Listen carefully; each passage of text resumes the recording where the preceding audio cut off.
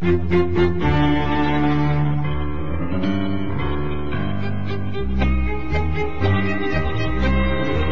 continuación, en la mañana de la 94.5 FM del Pueblo, La Otra Radio, las opiniones que importan.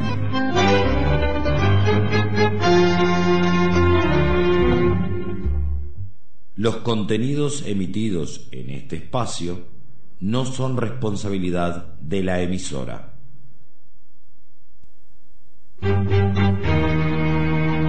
En las opiniones que importan, contamos con la colaboración del doctor Rómulo Rodríguez Canzani, nacido en Mendoza, quinta sección, en el año 1935. Familia de origen netamente campesina, cursó escuela rural, recibido de doctor en medicina en el año 1967. Tuvo militancia estudiantil y gremial universitaria. Integró el MLN, Movimiento de Liberación Nacional Tupamaros, preso político hasta el año 1985. Reintegrado después de su liberación a los cargos obtenidos por concurso, militando hasta la fecha. En las opiniones que importan, Rómulo Rodríguez Canzani. Lunes y jueves, minutos después de las 10 de la mañana, por 94.5 FM del Pueblo, La Otra Radio. Buenos días, audiencia de la 94.5. Hoy vamos a comenzar con un tema que es de actualidad, que se refiere a la crisis organizativa y de militancia del Frente Amplio. La crisis de militancia, que implícitamente comprende una crisis organizativa, era ya reconocida por conspicuos militantes y dirigentes del Frente Amplio en los años 90, según los reportajes que Marta Harnecker les hiciera a muchos de ellos, publicados en 1991, y a los que quizá aludiremos en otro momento, pero algunos de los cuales ya hemos citado. Existe una relación indisoluble entre la teoría y las cuestiones organizativas, y con la participación y la democracia de base y el desarrollo del poder popular, y también con qué tipo de unidad se procesa, con qué tipo de programa se propone en la estrategia de acumulación de fuerzas, con el objetivo estratégico de que se trate, o sea, si se lucha o no por la liberación nacional. Lo organizativo es inseparable de lo teórico y de lo programático. Según qué ideas se tienen, así es el programa que se propone y así es la estructura organizativa que se irá desarrollando. La crisis organizativa y de militancia, para resumirlo, que cursa hoy el Frente Amplio, tiene su origen en un viraje y retroceso político-ideológico, que hemos aludido ya en varias audiciones, que se inicia en la coalición hace más de 25 años. Desde entonces, los sectores frentistas conservadores desarrollan en el seno del movimiento popular, reciclados muchos de ellos ideológica y políticamente en las modas y de los europeísmos de aquel momento, que difunden el mensaje de conciliación con el capital financiero ya en aquella época. Se aprovechan del reflujo de la lucha que ellos mismos estimulan, aprovechando las debilidades políticas y la dispersión existente a nivel del movimiento de masas. La intelectualidad reciclada, la intelectualidad orgánica de la clase dominante, Valenti, Rubio, Corseñac, Curiel, Rossi, León Lev, Marina Arismendi, La Guarda, etc., los firmantes del documento de los 24, aparecen entonces como los nuevos teóricos, entre comillas, que pretenden hacer un análisis científico, también entre comillas, de la globalización neoliberal y de sus efectos, y le proponen al movimiento popular una nueva teoría como base para la actividad política del futuro. Eso sí, sin hablar ni del imperialismo ni de que somos un país colonial.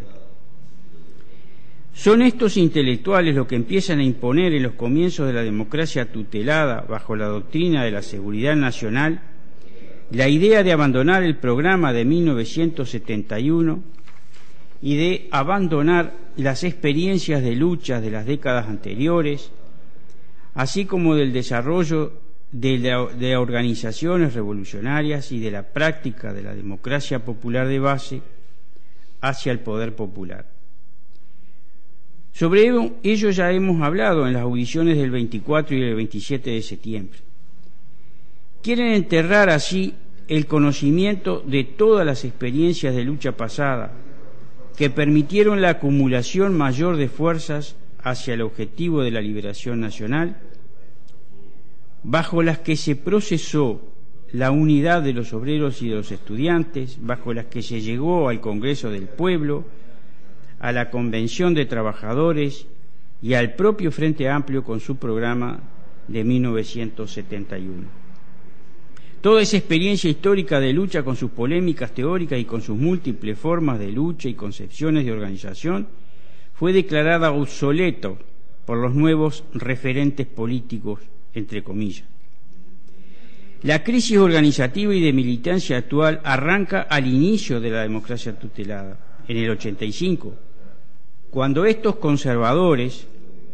que tienen todo el derecho de ser conservadores, vamos a aclararlo,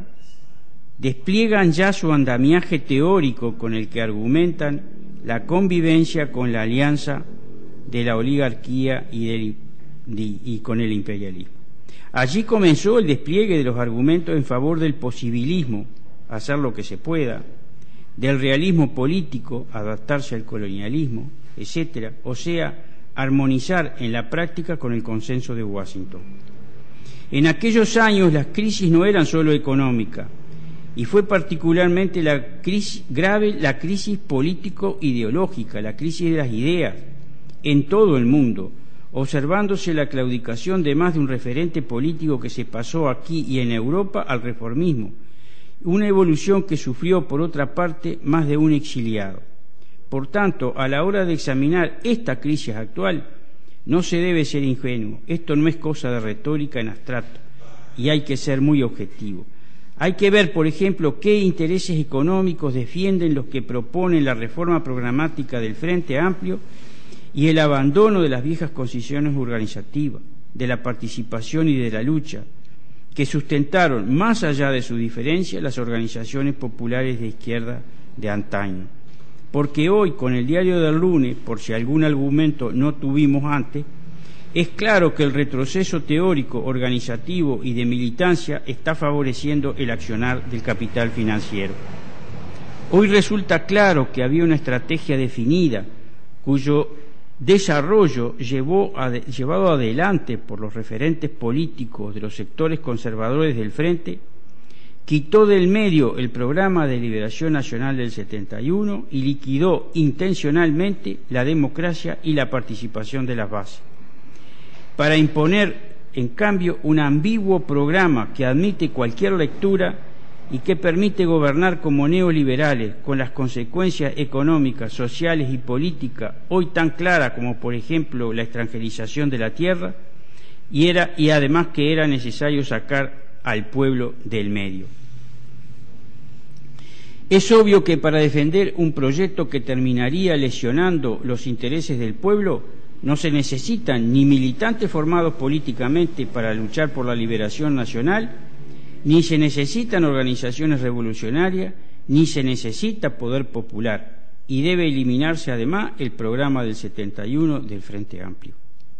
Y es obvio que había que combatir la idea que había en la cabeza de la gente al inicio de la democracia tutelada, de admiración y de respeto por todas las experiencias de luchas del pasado, como parte de la tarea de convencer a las masas acerca de que había que conciliar con el capital financiero y decir que no a la liberación nacional. Por eso la derecha del Frente se esfuerza desde entonces en confundir política e ideológicamente a la gente, desarrollando una constante crítica a la anterior práctica revolucionaria y a las concepciones organizativas y el programa del 71. Y unen a ello, incluso desde entonces y en aquella época, el agravio a los militantes de las organizaciones que habían tenido prácticas político-militares, sumándose además a la teoría de los dos demonios en muchos casos que levantaron los voceros de la oligarquía. Para la derecha del Frente Amplio, la liquidación de los históricos comités de base constituye un objetivo político. No hay que olvidar que la derecha del Frente, en el origen de esta fuerza política, no quería aceptar la presencia en la orgánica de los comités de base, tema al que aludimos en las audiciones del 27 de septiembre y en las del 1 de octubre, el 4 de octubre y el 8 de octubre próximo pasado. Ahora la derecha del Frente propone en ese entonces organizaciones de nuevo tipo, entre comillas, burocráticas y con participación controlada. En una primera etapa se avanzó en el contralor de los comités de base con un reglamentarismo típicamente intelectualoide burgués y exhortándose por parte de los dirigentes reformistas del Frente a abandonar los comités de base. En la primera etapa la derecha frentista necesitaba la participación controlada, sobre todo con dos objetivos: cambiar el programa del 71 e impulsar la reorganización sindical en la práctica del economicismo. En la segunda etapa, la participación controlada será necesaria para el control del pueblo, de modo que no haya oposición al desarrollo de las futuras políticas neoliberales. Ahora bien,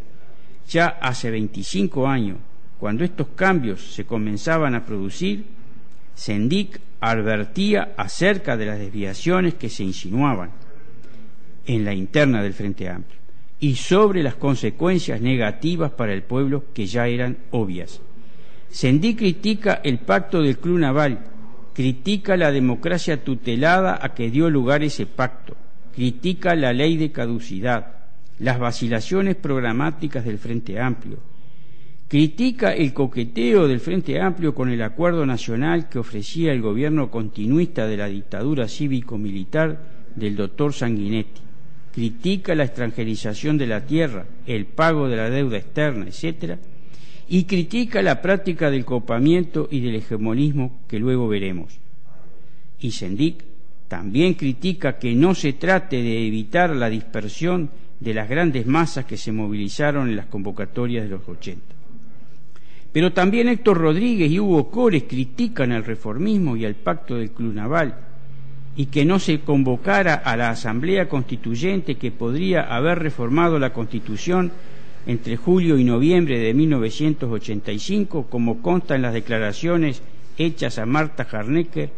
en el tomo 2 de su obra, en la página 51 que ya hemos mencionado. El hecho es que entonces, año 85 de vuelta, por poner esa fecha, se da bajo una nueva forma el enfrentamiento entre el reformismo conservador del Partido Socialista, del Partido Comunista, de la vertiente, del Partido Demócrata Cristiano, del Partido por el Gobierno del Pueblo, con las corrientes revolucionarias, en torno a los temas programáticos, teóricos, organizativos que ya señalamos, sostenidos, por ejemplo, por el MLN y por Sendik, y que refieren sustancialmente a la estrategia y a la táctica para la etapa. El MLN planteó la continuidad de la lucha por la liberación nacional y en las nuevas condiciones de legalidad, el movimiento de lucha por la tierra y contra la pobreza que proponía Sendik significó el único programa de contenido revolucionario de aquellos años, el único que, al igual que el programa del Frente del 71, se inspira en el ideario artiguista y propone nuevas formas organizativas a partir de la práctica, nuevas tareas, etcétera, la lucha por la tierra y por la recuperación del patrimonio nacional. Es en 1985, pues, y a pesar de los gritos de unidad y unidad, que ya estaba planteado el enfrentamiento entre las corrientes de pensamiento reformistas y conservadoras y las corrientes de pensamiento que siguen luchando por la liberación nacional. En la próxima audición avanzaremos en este análisis, viendo, aunque más no sea que a vuelo de pájaro, cómo operó en la práctica ese enfrentamiento en los métodos de lucha y en lo organizativo para llegar a la crisis que ahora se tiene. Gracias, audiencia. Esto fue Las Opiniones que Importan, en la mañana de 94.5 FM del Pueblo, la otra radio.